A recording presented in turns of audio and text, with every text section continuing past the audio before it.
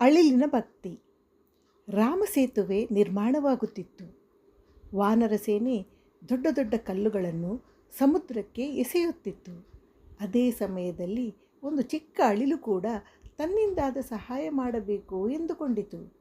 ಅದು ಸಮುದ್ರದ ನೀರಿನಲ್ಲಿ ತೊಯ್ದು ಮರಳಿನಲ್ಲಿ ಉರುಳಾಡಿ ತನ್ನ ದೇಹಕ್ಕೆ ಅಂಟಿದ ಮರಳನ್ನು ಸೇತುವೆಯ ಬಳಿ ಹೋಗಿ ಕಳಚುತ್ತಿತ್ತು. ಕೆಲವು ವಾನರರು ಅದನ್ನು ನೋಡಿ ನಕ್ಕರು.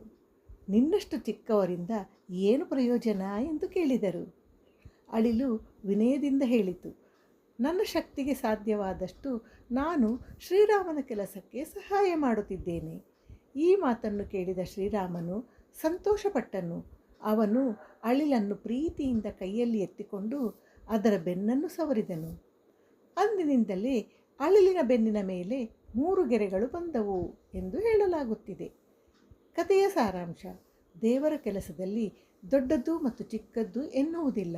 ನಿಷ್ಠೆಯಿಂದ ಮಾಡಿದ ಸಣ್ಣ ಸಹಾಯವು ಮಹತ್ತರವಾಗುತ್ತದೆ.